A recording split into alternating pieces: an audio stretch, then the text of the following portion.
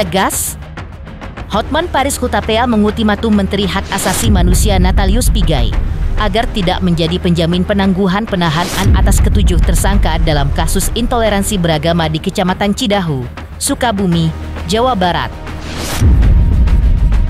Menanggapi aspirasi dari advokat senior tersebut, Menteri Hak Asasi Manusia Republik Indonesia mengeluarkan pernyataan resmi melalui akun sosial media pribadinya. Menteri Hak Asasi Manusia pun mengungkap alasan mengapa dirinya menolak usulan spontanitas dari staf khususnya yang bernama Thomas Suarta. Langkah Menteri Hak Asasi Manusia tersebut juga diapresiasi oleh aktivis kemanusiaan Permadi Arya. Ia melontarkan beberapa dugaan yang menjadi alasan mengapa staf khusus Menteri Hak Asasi Manusia tiba-tiba melontarkan usulan agar Kementerian Hak Asasi Manusia menjadi penjamin penangguhan penahanan terhadap ketujuh tersangka yang diduga pelanggar hak asasi manusia. Langkah Polri menetapkan 7 tersangka juga mendapat tanggapan dari pengamat hukum Firdaus Oliwobo dan praktisi hukum Farhad Abbas serta Tony RM. Seperti apa respon mereka? Pemirsa, bersama Intens Investigasi, kami hadirkan kabar terkini, terpercaya, dan teraktual. Tetapi sebelumnya, jangan lupa untuk like, subscribe, dan juga share channel YouTube ini.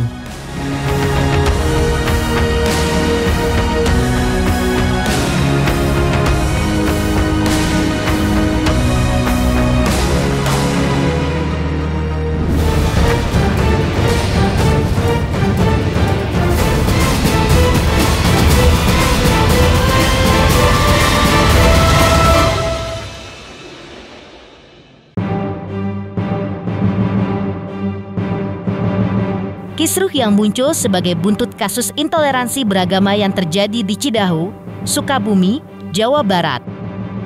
Ketika sekelompok orang membubarkan kegiatan keagamaan atau retreat pelajar Kristen dan perusakan villa di Desa Tangkil pada hari Jumat tanggal 27 Juni 2025, hingga kini terus menjadi bahan perbincangan baik di jagat maya maupun di jagat nyata. Namun yang mengejutkan adalah ketuki adanya usulan dan rencana dari salah satu staf khusus Menteri Hak Asasi Manusia yaitu Thomas Suarta, di mana ia mengusulkan agar Kementerian Hak Asasi Manusia menjadi penjamin atas penangguhan penahanan terhadap ketujuh tersangka kasus intoleransi beragama di Sukabumi, Jawa Barat. Mengetahui hal tersebut, Hotman Paris pun meminta dengan tegas agar Menteri Hak Asasi Manusia tidak menjadi penjamin penangguhan penahanan terhadap 7 tersangka dalam aksi intoleransi beragama. Hotman Paris menilai janggal bila Menteri Hak Asasi Manusia yang seharusnya membantu pihak kepolisian menangkap para pelanggar hak asasi manusia, tapi malah menjadi penjamin penangguhan penahanan mereka. Hotman Paris bahkan mengingatkan Menteri Hak Asasi Manusia Natalius Pigai agar tidak coba-coba melakukan penangguhan penahanan atas ketujuh tersangka tersebut. Pasalnya, jika Menteri Hak Asasi Manusia bersikap lunak, maka hal seperti ini bisa saja akan terjadi lagi di daerah lain, lantaran tidak diberikan efek jera. Halo Bapak Menteri HAM, jangan sampai ada penangguhan terhadap tujuh tersangka pengerusakan apa itu gereja atau apa? Rumah ibadah. Rumah ibadah daerah Sukabumi. Bapak itu diangkat jadi Menteri HAM adalah untuk menangkap orang-orang yang melanggar HAM. Jangan Bapak coba-coba untuk menangguhkan penahanan, ya. Karena ini bisa terjadi kepada semua agama, bukan hanya agama Kristen, ya. Jadi sekali lagi pada Bapak Menteri HAM, jangan Bapak bantu untuk penangguhan, ya. Bapak justru ditunjuk sebagai menteri untuk membantu polisi menangkap para pelaku pelanggar HAM. Tak lama mendengar permintaan dari Hotman Paris tersebut, Natalius Pigai selaku Menteri Hak Asasi Manusia pun mengeluarkan pernyataan resmi.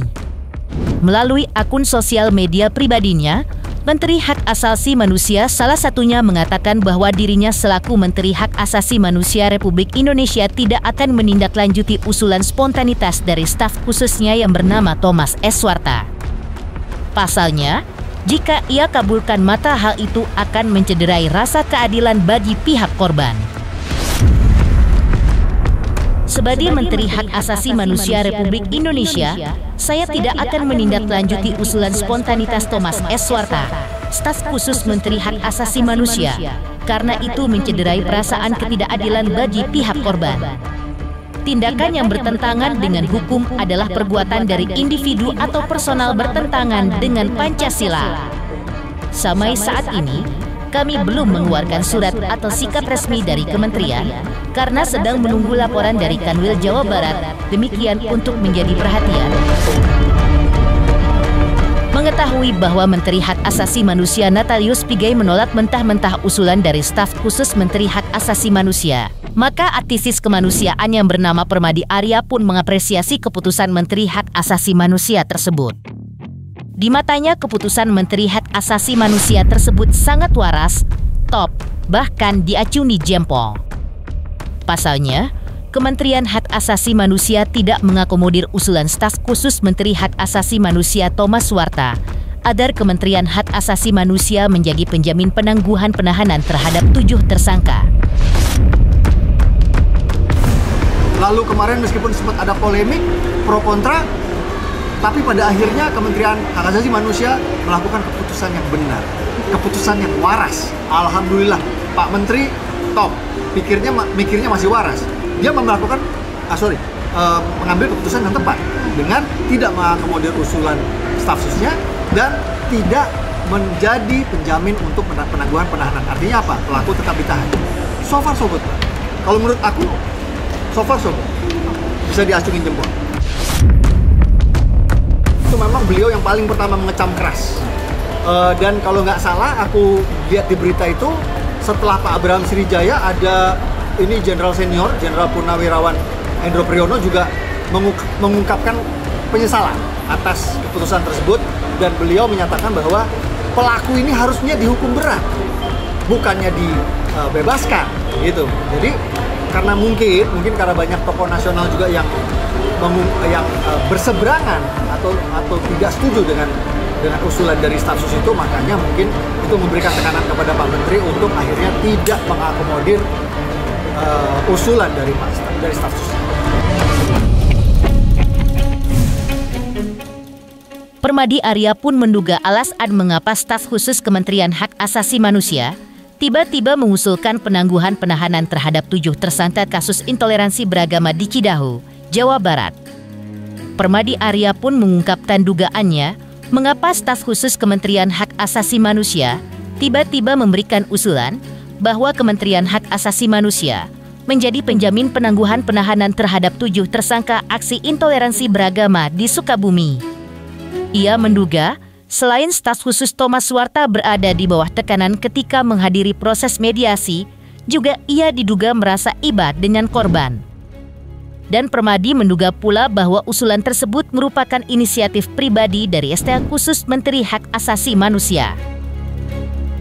Jadi pernyataan Menhan Kementerian HAM, Pak Natalius Pigai ini yang ternyata tidak mengakomodir usulan dari staf khususnya, itu kita bisa duga kuat staf khususnya itu mungkin karena waktu itu kan staf khususnya itu datang ke proses mediasi. Aku nggak tahu itu inisiatifnya siapa, mungkin inisiatifnya Pak Bupati, bisa inisiatifnya perangkat desa, tapi beliau itu Pak Thomas, aku lupa namanya, pokoknya kalau nggak salah Pak Thomas, staf khusus itu Pak Thomas itu datang ke Sukabumi untuk menghadiri mediasi sebagai perwakilan dari pusat. Jadi mungkin Pak Thomas di dalam tekanan, karena aku tahu waktu itu memang di saat mediasi itu keluarga dari tersangka yang sudah ditangkap itu dihadirkan. Mungkin Pak staf khusus itu tersentuh hatinya karena aku tahu ada di video-video itu memang ada keluarga-keluarga dari tersangka yang ditangkap itu memang memohon selain ke Kang Deddy juga mungkin ke Pak staf khusus, ke Pak Thomas itu memohon agar dilakukan restoratif justice agar bisa ditangguhkan penahanannya. Permadi Arya juga memberikan apresiasi terhadap pemerintah yang cepat tanggap dengan adanya aksi intoleransi beragama di Sukabumi. Apresiasi Permadi Arya ditujukan kepada reaksi cepat Gubernur Jawa Barat Deddy Mulyadi yang langsung turun ke lokasi hingga langkah cepat polisi menangkap para pelaku dan menetapkan 7 tersangka dalam kasus tersebut. Namun, Permadi berharap agar ke depan, penegakan hukum tidak menunggu kasus viral terlebih dahulu. Tanpa diviralkan hukum dan negara, menurut Permadi, harus tetap hadir dengan cepat dan mengambil langkah yang terukur sesuai ketentuan hukum di Indonesia. Jadi ketika polisi hadir, ketika Kang Deddy kemarin datang ke lokasi ke Sukabumi, terus di follow up, ditindaklanjuti oleh polisi yang menangkap para tersangka, para pelaku, itu mereka sudah cukup bahagia. Karena memang mereka inginkan cuma itu. Nah makanya ketika tiba-tiba ada usulan yang di luar nurul istilahnya, ya maaf gitu ya, yang benar-benar tidak masuk akal gitu. Kenapa kok tiba-tiba ini pelaku yang bisa dibilang melanggar hak asasi? Karena hak beribadah itu hak asasi. Jadi para pelaku yang melarang ibadah itu berarti dia adalah pelaku yang melanggar hak asasi. Kok bisa-bisanya diberikan penjaminan oleh Kementerian Hak Asasi Manusia? Kan lucu. Kementerian Hak Asasi Manusia membela para pelanggar hak asasi, kan gitu. Itu makanya menimbulkan polemik yang kedua. Itu sebenarnya polemik yang kedua nggak perlu terjadi. Ketika polisi hadir, ketika Kang Deddy hadir, ketika aparat hadir, Polres menangkap pelaku, itu seharusnya sudah selesai. Tapi ternyata ada komplikasi seperti ini, makanya rame lagi. Itu memang sepertinya udah jadi tradisi di Indonesia ya. Itu tradisi di Indonesia memang no viral no justice, Bang. Itu memang udah berbagai kasus itu harus viral dulu baru aparat gerak. Harus viral dulu baru dapat atensi dari pemangku jabatan. Harus viral dulu. Itu memang udah seperti itu. Memang of course kita rakyat Indonesia sebagai pembayar pajak kita berharap negeri ini bisa lebih baik ya, Mbak ya.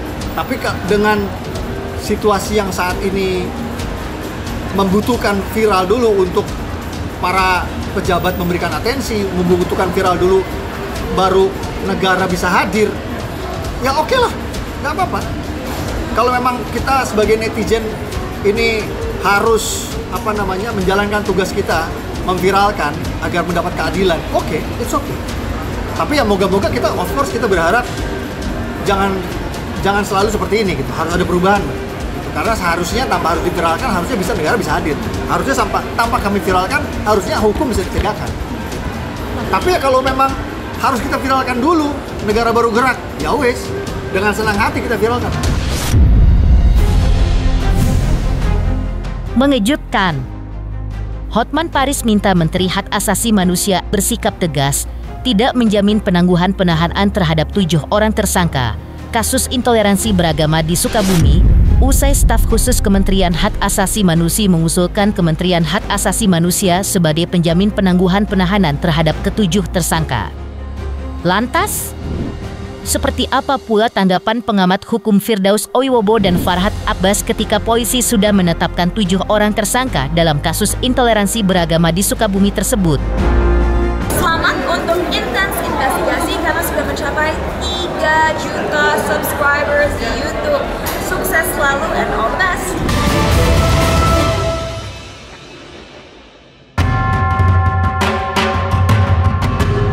Pengamat hukum Firdaus Oiwobo mengaku bersyukur atas langkah Polda Jawa Barat yang telah menetapkan 7 tersangka dalam kasus intoleransi beragama di Cidahu, Sukabumi, Jawa Barat.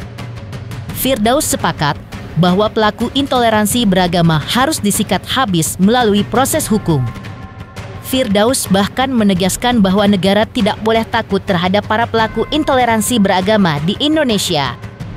Karena aksi intoleransi beragama akan membuat negara itu tidak pernah melangkah maju, malah semakin mundur. Kalau andaikan saya jadi salah satu pejabat yang menegakkan hukum di Indonesia, wah saya habisi itu.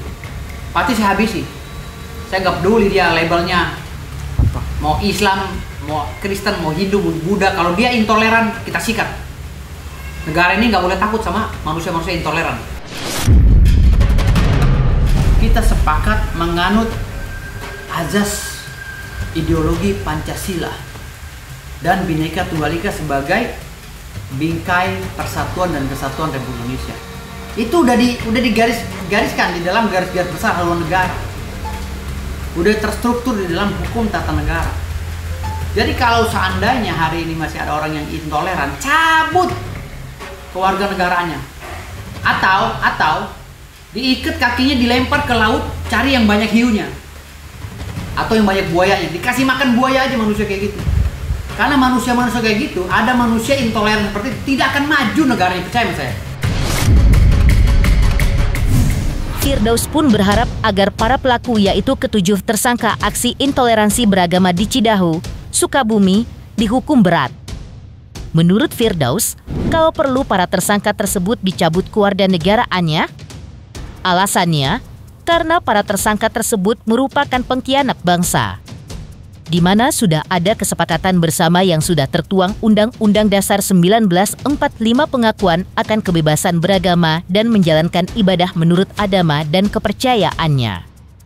Juga menjunjung tinggi semboyan Bhinneka Tunggal Ika, berbeda-beda tapi tetap satu. Alhamdulillahirrahmanirrahim. Kemudian hukumannya berat. Jadi memang orang-orang kerdil pemahamannya seperti ini yang intoleran, ini udah saatnya, udah wayahnya lah ya, mereka dihukum berat itu. Bila perlu dicabut kewarganegaraannya, kita samakan dia itu dengan pengkhianat. Yang namanya hukum pidana itu, kalau di situ ada 10 orang, ya, 10-10-nya melakukan kegiatan dengan klasifikasi tertentu, harusnya 10-10-nya dipidana dong. Jangan tebang pilih. Siapa yang membakar, siapa yang memprovokasi, siapa yang meneriaki, siapa yang mengajak, itu harus kena dipidana. Siapa saja yang sudah ada di sekitar situ, udah ada mens rea untuk menghancurkan rumah ibadah itu atau villa itu udah ada mens rea-nya, ditangkap semua. Kan ada pasal 55 ikut serta dalam berbuat kejahatan. Ya kan? Pasal 56 memberikan alat-alat untuk kejahatan. Itu harus dilakukan secara bersama-sama, pasalnya harus sama. Jangan tebang pilih hukum itu. Kalau datangnya 30 orang kandangin semua. Karena doktrin-doktrin atau dogma-dogma sesat seperti itu harus diberantas di bumi NKRI ini.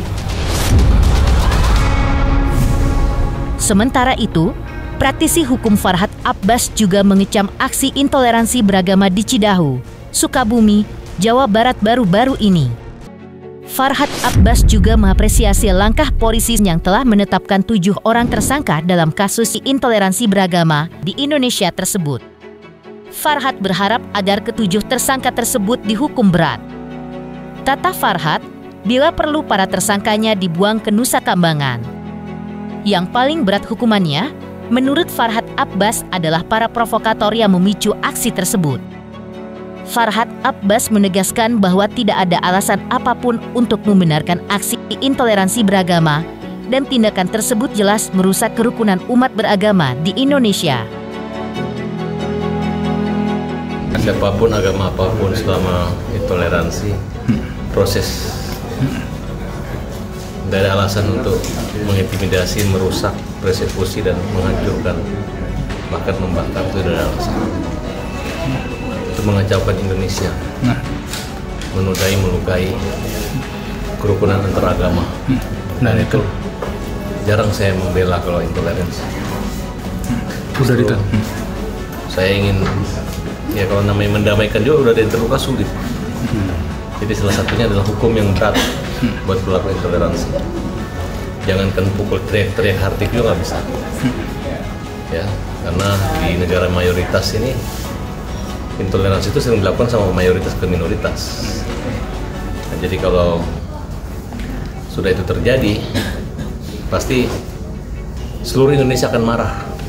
Karena intoleransi terjadi di daerah sini akan mengganggu kebersaudaraan di daerah-daerah yang lain. Nah, oleh karena itu, polisi harus segera, prosesnya sidangnya kalau perlu jangan lama-lama, langsung dihukum. Ya, dihukum. Kalau perlu buang ke Nusa Kambangan. Kan mereka sulit, mereka belajar arti jauh dari keluarga. Kalau jauh dari keluarga, ya keluarga itu bukan istri, anak, dan tetangga, tapi desa, kelurahan, RT, RW, kabupaten, Indonesia itu keluarga. Ya, karena kalau bahasa saya itu aku bukan Jawa bukan Sulawesi, bukan Bali, bukan Papua. Aku Indonesia. Itu kan tergantung pengakuan. Tidak perlu juga semuanya, tapi yang paling berat siapa provokator, siapa pemicu hingga api terbakar. Banyak yang tidak mengerti dan sengaja mengacau keamanan. Hati juga harus Kamtibmas dan lingkungan RT RW desa harus lebih cekap dalam mencegah persoalan ini. Oke, harapan kedepannya? Harapan kedepannya sejahterakan daerah-daerah yang miskin, jangan mereka membakar api sensitif karena kemiskinan. Indonesia harus maju. Oke, terima kasih. Sejahtera. Mengejutkan. Firdaus Oiwobo dan Farhad Abbas berikan tanggapan ketika polisi sudah menetapkan 7 tersangka kasus intoleransi di Sukabumi. Lantas, seperti apa pula praktisi hukum Tony RM menanggapi atas penetapan 7 tersangka dalam kasus intoleransi beragama di Sukabumi? Selamat untuk intens investigasi. 3 juta subscriber, luar biasa sekali 3 juta. Ya pokoknya semakin sukses lah dan bisa menghadirkan sesuatu yang memang baik untuk diperlihatkan.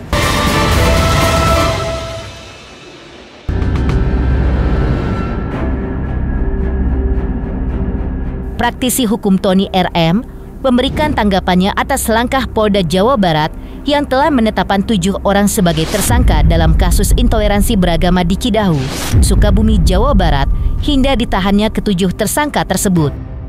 Menurut Tony, langkah penahanan atas tersangka merupakan hak pihak penyidik. Langkah itu patut diambil apabila memenuhi syarat objektif atau ancaman hukuman atas tersangka 5 tahun atau lebih.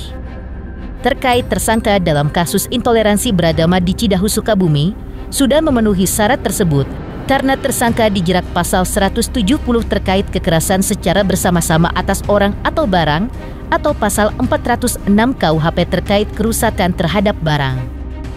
Penahanan terhadap tersangka juga perlu memperhatikan syarat subjektif, yaitu apakah ada kemungkinan tersangka akan menghilangkan barang bukti, mengulangi perbuatannya atau melarikan diri.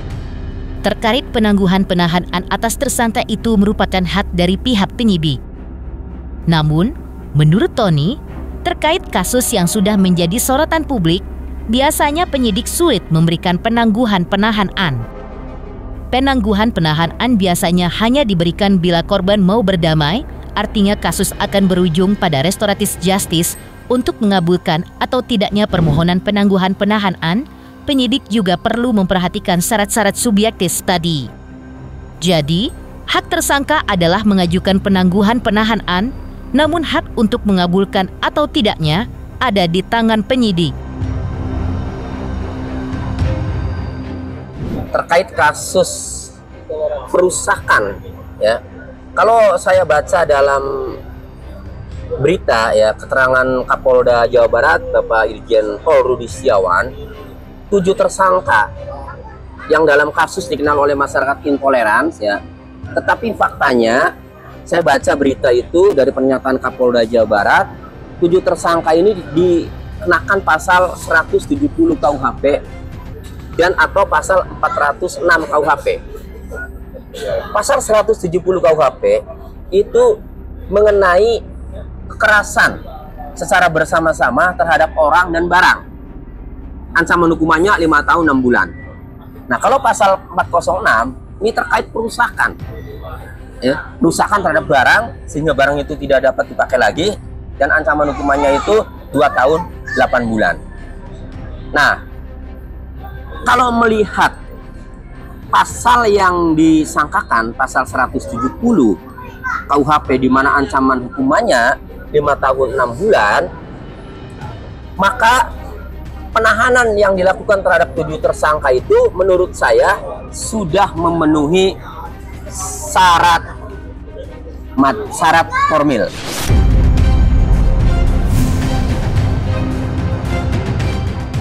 Kemudian, jika ada pertanyaan, apa bisa dilakukan penangguhan penahanan?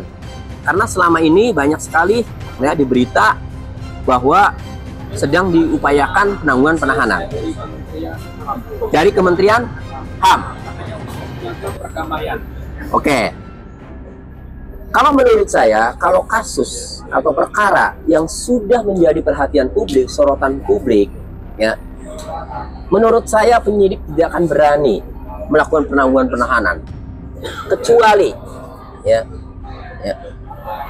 korbannya itu mau berdamai.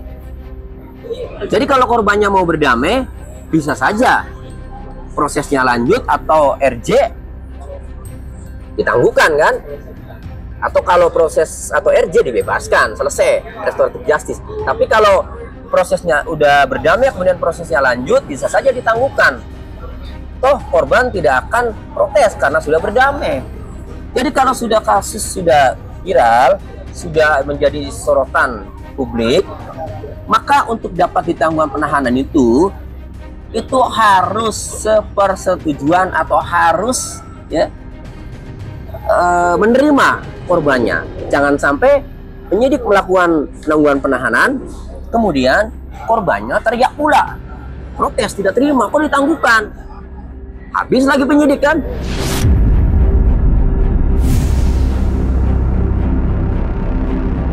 Kalau kasus sudah ramai, penyidik tidak akan berani. Ya boleh-boleh saja mengajukan permohonan penangguhan penahanan, itu hak tersangka. Bukan penangguhannya ya, mengajukannya. Kalau ditangguhkannya itu bukan hak tersangka, ditangguhkan itu kewenangan penyidik. Bukan hak tersangka, cuma untuk mengajukannya itu hak tersangka. Dikabulkannya atau tidak kembali kepada keputusan penyidik dengan mempertimbangkan kasus ini menjadi perhatian publik atau tidak. Terus bagaimana korbannya kalau ditangguhkan itu. Nah, tentu setelah mengkaji ya syarat objektif, apakah melarikan diri atau tidak kalau ditangguhkan, apakah mengulangi perbuatannya lagi tidak, apakah menghilangkan barang bukti atau tidak, itu menjadi pertimbangan penyidik dalam memutuskan untuk penangguhan penahanan.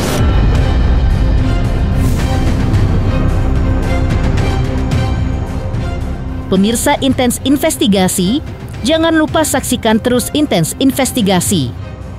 Dan pastikan jangan lupa untuk like, subscribe, share, dan juga komen.